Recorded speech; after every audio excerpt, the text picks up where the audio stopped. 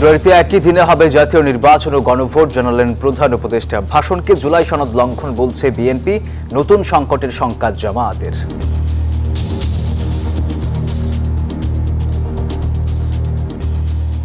খুবই পরিষ্কার করে বলতে চাই যে প্রধান উপদেষ্টার একই দিনে গণভোট এবং জাতীয় নির্বাচনের ঘোষণায় জনগণের আকাঙ্ক্ষা পূর্ণ হয়নি।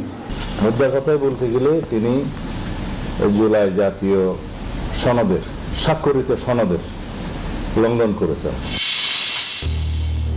ফ্যাসিবাদ বিরোধী সব দলকে নিয়ে জাতীয় সরকার করতে চায় বিএনপি। দ্বিমত থাকা বিষয়ের সমাধান হবে সংসদে। সেই পার্লামেন্টই জনগণের সমস্ত অমীমাংসিত ইস্যুগুলো আছে, সেই ইস্যুগুলো নিয়ে আলোচনা করে তারা সেখানে সুনির্দিষ্ট একটা সামনের দিকে এগিয়ে যাওয়ার পথ পাততে দিতে পারবেন। নির্বাচনী আচরণবিধি ভঙ্গ হলে ছাড় নয়, হুঁশিয়ারি সিইসির। একদিনে নয়, ধাপে ধাপে ভোট চায় কয়েকটি রাজনৈতিক দল। শেখ হাসিনার মামলার ক্ষণ গণনা শেষ, রায় 17 নভেম্বর। সর্বোচ্চ সাজা চায় প্রসিকিউশন। বাংলাদেশে সংগঠিত মানবতা বিরোধী অপরাধের একটা ইতি ঘটাবেন এবং ভবিষ্যতের জন্য এই রায়টি ইনশাআল্লাহ দৃষ্টান্ত হয়ে থাকবে, তেমন একটি রায় আমরা প্রত্যাশা করছি। নতুন শঙ্কা নেই বললেন স্বরাষ্ট্র উপদেষ্টা। কথিত লকডাউনে দেশ জুড়ে নাশকতার চেষ্টা, জনমনে আতঙ্ক, দিনভর তল্লাশি ও গ্রেপ্তার। আওয়ামী লীগের নাশকতার প্রতিবাদে বিক্ষোভ। বাসায় ঢুকে রাজশাহীতে মহানগর দায়রা জজের ছেলেকে কুপিয়ে হত্যা, আটক 1। রাজধানীতে ড্রামে লুকানো টুকরো মরদেহ উদ্ধার। এবং ফিফা প্রীতি ম্যাচে হামজা চৌধুরীর জোড়া গোল। নেপালের সাথে 2-2 গোলে ড্র করে ভারত ম্যাচের প্রস্তুতি সারল বাংলাদেশ। স্বাগত নিউজ 24 সংবাদে। পুরো সংবাদে আপনাদের সঙ্গে আছি আমরা দুজন, আমি নাফিসা হক এবং আমি সোহাগ বক্স। দর্শক দেখছিলেন বিআরবি কেবল সংবাদ শিরোনাম। যাচ্ছি পুরো খবরে। মধ্য ফেব্রুয়ারিতেই হবে জাতীয় সংসদ নির্বাচন আর একই দিনে হবে গণভোট। জাতির উদ্দেশ্যে দেওয়া ভাষণে এই সিদ্ধান্তের কথা জানিয়েছেন প্রধান উপদেষ্টা ডক্টর মোহাম্মদ ইউনূস। আরও বলেছেন, সংসদের উচ্চকক্ষে থাকবে পিআর। এছাড়া সংসদের প্রথম 180 দিনে সংবিধান সংশোধন করা হবে এবং পরবর্তী 30 দিনে গঠন করা হবে উচ্চকক্ষ। জুলাই সনদ বাস্তবায়নের আদেশ অনুমোদন দেওয়ার কথাও জানান তিনি। ফেব্রুয়ারিতে জাতীয় নির্বাচন ইস্যুতে সব রাজনৈতিক দল একমত হলেও বিভক্তি দেখা দেয় জুলাই সনদ বাস্তবায়ন ও গণভোট ইস্যুতে। জাতির উদ্দেশ্যে দেয়া ভাষণে প্রধান উপদেষ্টা জানান, একই দিনে হবে জাতীয় সংসদ নির্বাচন ও গণভোট। উচ্চ কক্ষে থাকবে পিআর। আগামী জাতীয় সংসদ নির্বাচনের দিনেই গণভোটের আয়োজন করা হবে, অর্থাৎ জাতীয় নির্বাচনের মতো গণভোটও ফেব্রুয়ারির প্রথমার্ধে একই দিনে অনুষ্ঠিত হবে। এতে সংস্কারের লক্ষ্য কোনোভাবে বাধাগ্রস্ত হবে না। নির্বাচন আরো উৎসবমুখর ও সাশ্রয়ী হবে। ভাষণে প্রধান উপদেষ্টা বলেন, গণভোট আয়োজনের জন্য উপযুক্ত সময়ে প্রয়োজনীয় আইন প্রণয়ন করা হবে। জুলাই সনদের আলোকে গণভোটের ব্যালটের প্রশ্ন নির্ধারণ করা হয়েছে এবং গণভোটের দিন 4টি বিষয়ের উপর একটি মাত্র প্রশ্নে হ্যাঁ বা না ভোট দিয়ে মতামত জানাবে বলে জানান তিনি। গণভোটে সংখ্যাগরিষ্ঠ ভোট হ্যাঁ সূচক হলে আগামী সংসদ নির্বাচনে নির্বাচিত প্রতিনিধি নিয়ে একটি সংবিধান সংস্কার পরিষদ গঠিত হবে। আশা করি আগামী নির্বাচিত সরকার সংসদে আলাপ আলোচনার মাধ্যমে এইসব সংস্কার গ্রহণ করবে। আমাদের আরেকটি গুরুদায়িত্ব হচ্ছে সুষ্ঠু নির্বাচন অনুষ্ঠান। আমি ঘোষণা করেছি যে আগামী ফেব্রুয়ারির প্রথমার্ধে জাতীয় সংসদ নির্বাচন অনুষ্ঠিত হতে যাচ্ছে। এই নির্বাচন উৎসব মুখর, অংশগ্রহণমূলক ও সুষ্ঠুভাবে অনুষ্ঠানের জন্য আমরা সব প্রস্তুতি গ্রহণ করছি। প্রধান উপদেষ্টার ভাষণে জানানো হয়, নির্বাচনকালীন সময়ে তত্ত্বাবধায়ক সরকার, নির্বাচন কমিশন এবং অন্যান্য সাংবিধানিক প্রতিষ্ঠান জুলাই সনদের আলোকে গঠিত হবে। আগামী সংসদ হবে 2 কক্ষ বিশিষ্ট। জাতীয় সংসদ নির্বাচনে দলগুলোর প্রাপ্ত ভোটের অনুপাতে 100 জন সদস্য বিশিষ্ট একটি উচ্চ কক্ষ গঠিত হবে এবং সংবিধান সংশোধন করতে হলে উচ্চকক্ষের সংখ্যাগরিষ্ঠ সদস্যের অনুমোদন দরকার হবে। সংসদে নারীর প্রতিনিধি বৃদ্ধি, বিরোধী দল থেকে ডেপুটি স্পিকার ও সংসদীয় কমিটির সভাপতি নির্বাচন, প্রধানমন্ত্রীর মেয়াদ সীমিতকরণ, রাষ্ট্রপতির ক্ষমতা বৃদ্ধি, মৌলিক অধিকার সম্প্রসারণ, বিচার বিভাগের স্বাধীনতা ও স্থানীয় সরকার সহ বিভিন্ন বিষয়ে 30টি প্রস্তাবে জুলাই জাতীয় সনদে রাজনৈতিক দলগুলোর ঐক্যমত্য হয়েছে। সেগুলো বাস্তবায়নে আগামী নির্বাচনে বিজয়ী দলগুলো বাধ্য থাকবে। এই প্রতিনিধিরা একই সাথে জাতীয় সংসদের সদস্য হিসেবে দায়িত্ব পালন করবেন। পরিষদ তার প্রথম অধিবেশন শুরুর তারিখ থেকে 180 কার্যদিবসের মধ্যে সংবিধান সংস্কার করবে। সংবিধান সংস্কার সম্পন্ন হওয়ার পর 30 কার্যদিবসের মধ্যে সংসদ নির্বাচনে প্রাপ্ত ভোটের সংখ্যানুপাতে উচ্চ কক্ষ গঠন করবে। এর মেয়াদ হবে নিম্নকক্ষের শেষ কার্যদিবস পর্যন্ত। আগামী ফেব্রুয়ারিতে সুষ্ঠু নির্বাচন অনুষ্ঠানের বিষয়ে অভ্যুত্থানের সপক্ষের রাজনৈতিক দলগুলোকে অবশ্যই ঐক্যবদ্ধ থাকতে হবে, তা না হলে জাতি এক মহা বিপদের সম্মুখীন হবে। এই সম্পর্কে আমি আগেও একাধিকবার আমার আশঙ্কা প্রকাশ করেছি। ফ্যাসিবাদের বিরুদ্ধে 2024-এর জুলাইয়ে মৃত্যুর মুখোমুখি শির উঁচু করে দাঁড়িয়ে দেশবাসী যে ঐক্য গড়ে তুলেছিল, আমরা জীবিতরা যেন অল্প স্বল্প ভিন্নমত ও লঘু বিবাদে জড়িয়ে তার মর্যাদা ক্ষুণ্ণ না করি। জুলাই বিপ্লবের সুফল ধরে রাখতে সবাইকে ঐক্যবদ্ধ থাকার আহ্বান জানান প্রধান উপদেষ্টা। সংগঠিত হত্যাকাণ্ডের মারুফা রহমান, নিউজ 24, ঢাকা। জাতির উদ্দেশ্যে দেয়া ভাষণে প্রধান উপদেষ্টা নিজের সই করা জুলাই জাতীয় সনদ লঙ্ঘন করেছেন, এমন মন্তব্য করেছেন বিএনপির স্থায়ী কমিটির সদস্য সালাউদ্দিন আহমেদ। জানান, পিআর নিয়ে হ্যাঁ বা না বলার প্রস্তাবের মাধ্যমে জনগণের সাথে জবরদস্তি করা হয়েছে। প্রধান উপদেষ্টা যে সমস্ত প্রস্তাবনা দিয়েছেন তার ভাষণে, মুদ্রা কথায় বলতে গেলে তিনি জুলাই জাতীয় সনদের, স্বাক্ষরিত সনদের লঙ্ঘন করেছেন। কারণ সেই সনদের স্বাক্ষরকারী তিনি একজন। সেই স্বাক্ষরিত জুলাই জাতীয় সনদের প্রাধান্যকে তিনি এখানে উল্লেখ করেছেন, যেমন রাজনৈতিক দলগুলো কর্তৃক স্বাক্ষরিত জুলাই সনদকে মূল দলিল হিসাবে ধরে নিয়েছেন, অথচ সেই মূল দলিল থেকে তিনি বহু দূরে সরে গিয়েছেন। একই দিনে নির্বাচন ও গণভোটের নির্দেশ দিয়ে প্রধান উপদেষ্টা জন আকাঙ্ক্ষাকে উপেক্ষা করেছেন বলে মন্তব্য করেছেন জামায়াতের সেক্রেটারি জেনারেল মিয়া গোলাম পরওয়ার। আর এতে সংকট আরও বাড়বে বলে মনে করছেন তিনি। প্রধান উপদেষ্টার ভাষণের পর তাৎক্ষণিক প্রতিক্রিয়ায় এই মন্তব্য করেছেন তিনি। যে অভিপ্রায় এবং গণ দাবিকে উপেক্ষা করে একই দিনে জাতীয় নির্বাচন এবং গণভোটের ঘোষণা দিয়েছে। আমরা এখানে বাংলাদেশ জামায়াত ইসলামীর পক্ষ থেকে খুবই পরিষ্কার করে বলতে চাই যে প্রধান উপদেষ্টার একই দিনে গণভোট এবং জাতীয় নির্বাচনের ঘোষণায় জনগণের আকাঙ্ক্ষা পূর্ণ হয়নি। রাষ্ট্রপতি জুলাই সনদ বাস্তবায়ন আদেশ জারি করতে পারেন না, এতে নৈতিকতার প্রশ্ন রয়ে যায় বলে মন্তব্য করেছেন এনসিপির যুগ্ম আহ্বায়ক সরওয়ার তুষার। প্রধান উপদেষ্টার ভাষণের প্রতিক্রিয়ায় এই মন্তব্য করেন তিনি। রাষ্ট্রপতি আদেশটা জারি করছেন, যেটা আমরা বলেছি যে তিনি এটা করতে পারেন না। কারণ হচ্ছে তার এটা জারি করার কোনো নৈতিক ভিত্তি নাই। কারণ তিনি আমাদের এই গণঅভ্যুত্থানের যে অভিপ্রায়, গণঅভ্যুত্থানের এই ব্যাপারটাকে তিনি ধারণ করেন না। ফলে তাকে দিয়ে এইটা জারি করালে এটা আইনগত সমস্যা যদি পরবর্তীতে নাও হয়, এটা নৈতিক একটা প্রশ্ন থাকে। আগামী নির্বাচনে বিজয়ী হলে ফ্যাসিবাদ বিরোধী সব দলকে নিয়ে জাতীয় সরকার গঠন করতে চায় বিএনপি, এই মন্তব্য করেছেন বিএনপি মহাসচিব মির্জা ফখরুল ইসলাম আলমগীর। আরও বলেছেন, গণতান্ত্রিক উত্তরণের একমাত্র পথ নির্বাচন। রাজধানীতে এক সেমিনারে রাজনীতিবিদ ও বিশিষ্ট ব্যক্তিরা বলেন, দেশের চলমান সংকট উত্তরণে জাতীয় ঐক্য এবং দ্রুত নির্বাচনের কোনো বিকল্প নেই। রাজধানীর হোটেল রেডিসনে জাতীয় সংসদ নির্বাচন ও জাতীয় ঐক্য শীর্ষক এই সেমিনারে কথা বলেন রাজনীতিবিদ, নাগরিক সমাজের প্রতিনিধি ও বিশিষ্টজনরা, যেখানে বক্তাদের প্রায় সবার একই সুর, দেশের সংকট উত্তরণে 26 সালের ফেব্রুয়ারিতে জাতীয় নির্বাচনের বিকল্প নেই। ফ্যাসিবাদ বিরোধী আন্দোলনে যে ঐক্য গড়ে উঠেছিল তা ধরে রাখার তাগিদ দেন তারা। আমরা যদি পুরো নেশনকে জাতীয় ঐক্যের জন্য, জাতীয় সার্বভৌমত্বের জন্য, জাতীয় নিরাপত্তার জন্য গালভানাইজ করতে পারি, তাহলে পৃথিবীর যে কোনো শক্তিকে আমরা মোকাবেলা করতে পারি। আমাদের বর্তমান অবস্থায় আপনাদের পছন্দ হোক কিংবা না হোক, একটা নির্বাচন ছাড়া এই অবস্থার থেকে বেরিয়ে আসার কোনো উপায় নেই। এটা আমাদের মেনে নেওয়াটা আবশ্যক, এটাই বাস্তবতা। এবং এই বাস্তবতা অস্বীকার করে আমরা যদি অন্য কথা বলি, তাহলে রাষ্ট্র আরো বিপদের মধ্যে পড়ে যাবে।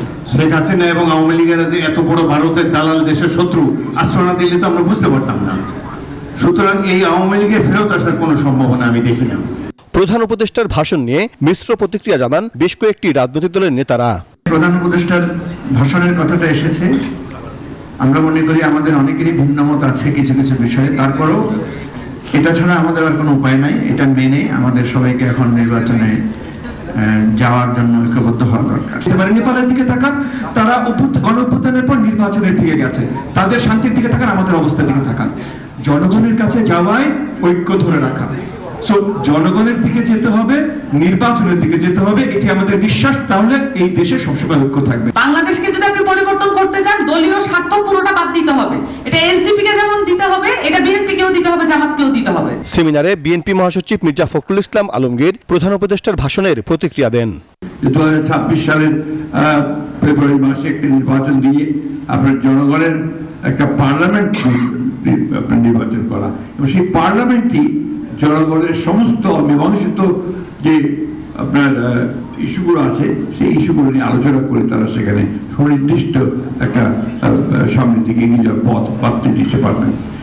পিআর অবশ্যই জনগণের কাছে এখন পর্যন্ত বোধগম্য নয়, এটা আমি আজকে আবার পরিষ্কার করে বললাম। এটাকে বোধগম্য করার চেষ্টা করতে হবে, তাদেরকে বোঝাতে হবে। বিএনপি নির্বাচিত হলে জাতীয় সরকার গঠনের কথাও জানান মির্জা ফখরুল। আমরা কিন্তু খুব পরিষ্কার করে বলেছি যে আমরা নির্বাচনের পরে যে সমস্ত রাজনৈতিক দলগুলো বা শক্তিগুলো একসাথে ফ্যাসিস্ট বিরোধী সংগ্রাম করেছি, তাদেরকে সঙ্গে নিয়ে একটা জাতীয় সরকার গঠন করবার আমরা একটা প্রস্তাব দিয়েছি। রাজনৈতিক মতভিন্নতা থাকলেও দেশের প্রশ্নে সব রাজনৈতিক দলকে এক থাকার পরামর্শ দেন বিশিষ্টজনরা। রাজনৈতিক দলগুলিকে ধারণ করতে হবে। সাইফুল ইসলাম, নিউজ 24, ঢাকা। এবারে জেরুসালেম নির্বাচনের পথে।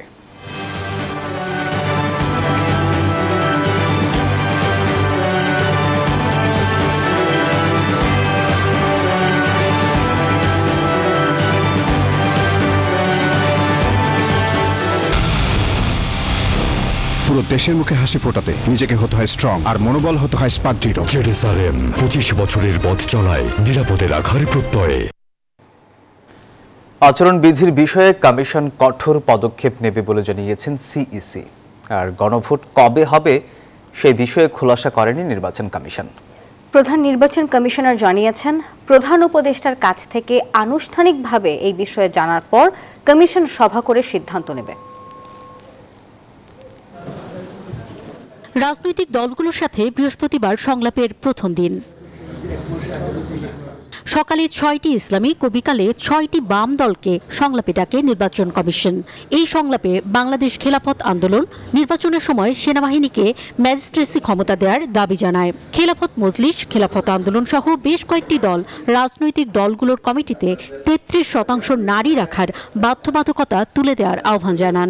8টি বিভাগে আলাদা 8 দিনে নির্বাচন করার দাবি তাদের। কোন দল তার কতজন প্রার্থী মহিলা নিবে, কতজন প্রার্থী পুরুষ নিবে, এটা দলের উপরেই ছেড়ে দেওয়া উচিত। চকচক করেন নাই, কিন্তু টাকা আর ছড়াছড়ি ঘুরতেছে, এইটা তো আমরা বাংলাদেশের মানুষ চায়। যেটার পরিবর্তে জেলা নির্বাচন কর্মকর্তা ও উপজেলা নির্বাচন কর্মকর্তাদেরকে যথাক্রমে রিটার্নিং অফিসার, সহকারী রিটার্নিং অফিসার হিসেবে নিয়োগ করা। বাম রাজনৈতিক দলগুলো জানায়, গরিব মেহনতি মানুষ যেন প্রার্থী হিসেবে ভোটে অংশ নিতে পারে, সেটা ইসি চায় না। তাই জামানত ও নির্বাচনী ব্যয় বাড়িয়েছে ইসি। আরপিও ও আচরণবিধি তৈরির আগেই সংলাপের প্রত্যাশা করেছিলেন বলেও জানান তারা। আশা করছি নির্বাচনের দিনে গণভোটের ব্যাপারটা হবে, ফলে একটা বাড়তি দায়িত্ব, যেটা এই ক্রান্তি একটা ঐতিহাসিক একটা গুরু দায়িত্ব আমাদের উপরে বর্তাবে। আমার দেশের স্বাধীনতা বিরোধী, তার বিরুদ্ধে কি আমি কথা বলতে পারবো না? নির্বাচন কমিশনের উপর সকলের আস্থা নেই, এটা অস্বীকার করার কোনো উপায় নেই বলে জানিয়েছেন নির্বাচন কমিশনার আনোয়ারুল ইসলাম সরকার। আস্থা পুনরুদ্ধারের জন্য ইসি চেষ্টা করছে বলে জানান তিনি। আমাদের জন্য বড় চ্যালেঞ্জ এটি আস্থাহীনতা। এটা অস্বীকার করার জো নাই। এই আস্থাটাকে পুনরুদ্ধারের জন্য আমরা চেষ্টা করছি, করে যাব, আরো করব। প্রধান নির্বাচন কমিশনার জানান, জাতীয় নির্বাচনে তিনি রেফারির ভূমিকায় থাকতে চান, পরিস্থিতি স্বাভাবিক রাখতে চান রাজনৈতিক দলগুলোর সহযোগিতা। বলেন, তফসিলের পর আচরণ বিধি নিয়ে আরও কঠোর হবে কমিশন। আর গণভোট কবে হবে সে বিষয়ে কমিশন বসে পরে সিদ্ধান্ত নেবে। আমরা ফর্মালি বিষয়গুলো জানলে তখন আমরা এক্সারসাইজ করে আমাদের সব বসে আমাদের কমিশনে আলাপ আলোচনা করে তখন আমরা একটা মতামত দিতে পারবো। এছাড়া আমাদের এই মুহূর্তে কোনো মতামত দেওয়া যথাযথ হবে। এই সমস্ত ক্ষেত্রে আমরা কিন্তু কোনো স্পেয়ার করবো না, কিন্তু আমরা ব্লাইন্ডলি কিন্তু জাম্প ওভার দোজ ভায়োলেশনস। এই জন্য যেখানে ভায়োলেশনস হবে, ব্যত্যয় হবে, আমরা কিন্তু ঝাঁপিয়ে পড়বো কিন্তু যখন শিডিউল ঘোষণা হবে। 54টি নিবন্ধিত রাজনৈতিক দলই ইসির কাছে সমান বলেও জানান সিসি। অন্তরা বিশ্বাস, নিউজ 24, ঢাকা। কি আছে শেখ হাসিনা সহ 3 আসামির ভাগ্যে, তাই জানা যাবে আগামী 17 নভেম্বর। জুলাই গণ অভ্যুত্থানে ক্ষমতাচ্যুত সাবেক প্রধানমন্ত্রী শেখ হাসিনা সহ 3 জনের বিরুদ্ধে মানবতা বিরোধী অপরাধের মামলায় আর 3 দিন পর রায় ঘোষণা করবেন আন্তর্জাতিক অপরাধ ট্রাইব্যুনাল। প্রসিকিউশনের প্রত্যাশা সর্বোচ্চ শাস্তি, আর আসামি পক্ষের প্রত্যাশা খালাস। জুলাই গণ অভ্যুত্থানের পর পুনর্গঠিত ট্রাইব্যুনালে মানবতা বিরোধী অপরাধের মামলার প্রথম কোনো রায় ঘোষণার দিন ধার্য হবে। তাই বৃহস্পতিবার সকাল থেকেই কড়া নিরাপত্তার চাদরে ঢাকা আন্তর্জাতিক অপরাধ ট্রাইব্যুনাল। সকাল 9টার দিকে হাজির করা হয় আসামি থেকে রাজসাক্ষী বনে যাওয়া সাবেক আইজিপি চৌধুরী আব্দুল্লাল মামুনকে। বেলা 12টার পর জনাকীর্ণ আদালতে রায় ঘোষণার দিন ধার্য করেন ট্রাইব্যুনাল 1-এর চেয়ারম্যান বিচারপতি গোলাম মর্তুজা মজুমদার। মানবতা বিরোধী অপরাধের মামলায় শেখ হাসিনা, আসাদুজ্জামান খান কামাল সহ 3 জনের কি সাজা হয় তা জানা যাবে আগামী 17 নভেম্বর। 17 নভেম্বর আদালত তার সুবিবেচনা, তার প্রজ্ঞা প্রয়োগ করবেন।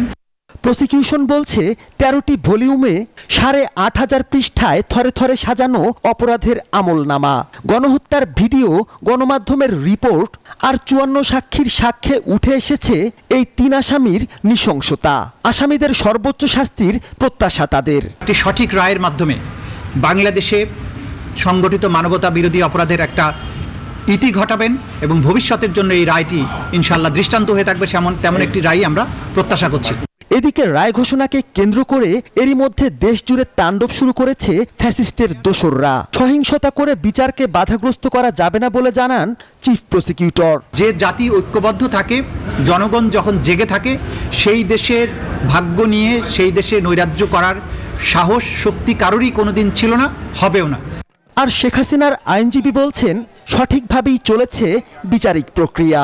যথেষ্ট চেষ্টা করেছি, আমার তরফ থেকে চেষ্টা কোনো ত্রুটি ছিল না এবং আমার চেষ্টায় কেউ কোনো বাধাও দেয় নাই। আমার ক্লায়েন্টরা খালাস পাবে, এটা আমি বিশ্বাস করি। রাষ্ট্রপক্ষের দাবি, আন্তর্জাতিক মানদণ্ডে এই বিচার হয়েছে যাকে প্রশ্নবিদ্ধ করার কোনোই সুযোগ নেই। প্রসিকিউশন বলছে আসামিদের বিরুদ্ধে সুনির্দিষ্ট 5টি অভিযোগই প্রমাণ করতে পেরেছেন তারা। তাদের মতে ফাঁসির মঞ্চ যেন হাতছানি দিয়ে ডাকছে সাবেক প্রধানমন্ত্রীকে। যদিও শেখ হাসিনার আইনজীবী বলছেন খালাস পাবেন তার আসামি। তবে আসামিদের ভাগ্যে কি আছে তা জানতে অপেক্ষা করতে হবে আগামী 17 নভেম্বর পর্যন্ত। মাহমুদুল হাসান, নিউজ 24, ঢাকা। জাতির উদ্দেশ্যে দেয়া ভাষণে প্রধান উপদেষ্টা একই দিনে গণভোট ও নির্বাচনের দিন ধার্য করায় বিএনপির ভারপ্রাপ্ত চেয়ারম্যান তারেক রহমান প্রধান উপদেষ্টাকে ধন্যবাদ জানিয়েছে। যথাসময়ে নির্বাচন অনুষ্ঠিত হবে এই প্রত্যাশা বিএনপির। স্থায়ী কমিটির বৈঠক শেষে এই কথা জানান বিএনপি মহাসচিব মির্জা ফখরুল ইসলাম আলমগীর। গত 17 অক্টোবর 2025 তারিখে ঐক্যমতের ভিত্তিতে স্বাক্ষরিত জুলাই জাতীয় সনদের উপর জনগণের সম্মতি গ্রহণের জন্য গণভোট এবং যথাশীঘ্র জাতীয় সংসদ নির্বাচন আয়োজন করার জন্য সরকার ও নির্বাচন কমিশনের আহ্বান জানানো হয়। কার্যক্রম নিষিদ্ধ আওয়ামী লীগের ঢাকা লকডাউন কর্মসূচির দিনে দেখা মেলেনি দলটির কোনো নেতাকর্মীর। তবে পুলিশের অভিযানে ককটেল সহ আটক হয়েছেন বেশ কয়েকজন। রায়ের দিন ঘোষণাকে কেন্দ্র করে ডিএমপির নিয়মিত সদস্যের পাশাপাশি অতিরিক্ত 7,000 পুলিশ ছিল মাঠে। এছাড়া সকাল থেকেই সেনাবাহিনী ও অন্যান্য আইন শৃঙ্খলা বাহিনী ছিল তৎপর। ডিএমপি জানিয়েছে 24 ঘন্টায় প্রায় 250 জন গ্রেপ্তার হয়েছে।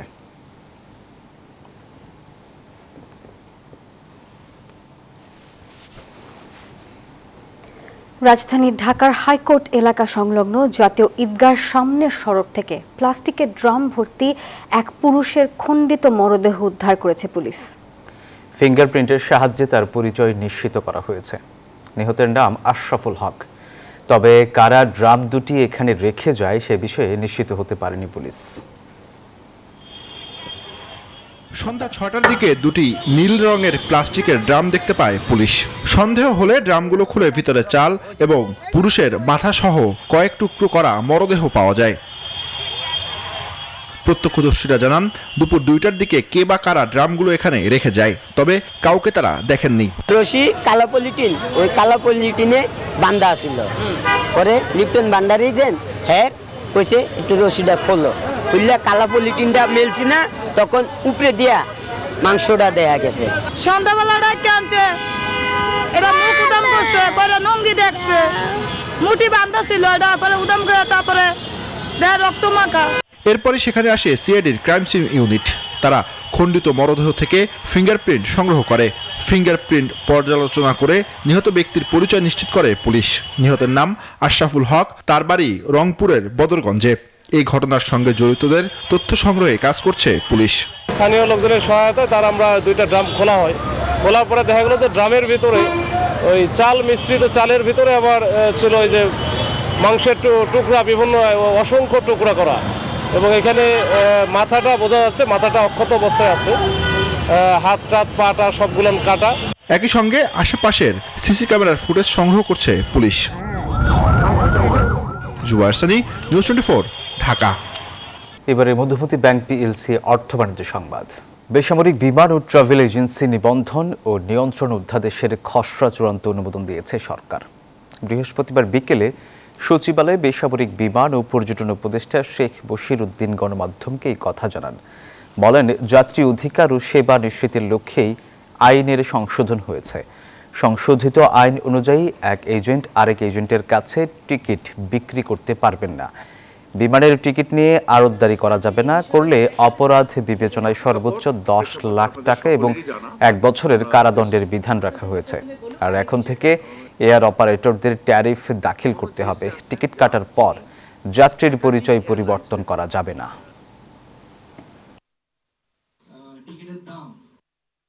আমাদের লক্ষ্য হচ্ছে টিকিটের প্রাইস যুক্তিকরণ করা। যে টিকিটের প্রাইস বর্তমানে যেটা আছে এটা একটা সম্পূর্ণ অযৌক্তিক মূল্যের টিকিট, মানে যারা প্যাসেঞ্জার আছেন তারা কিনেন।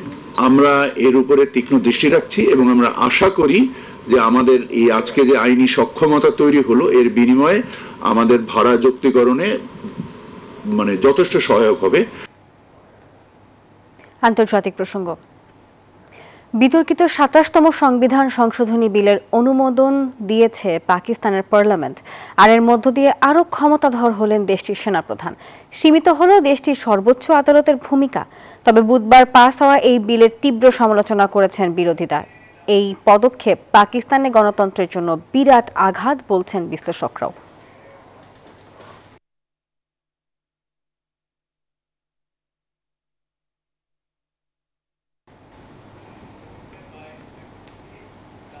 এবার নিউজ 24 স্পোর্টস।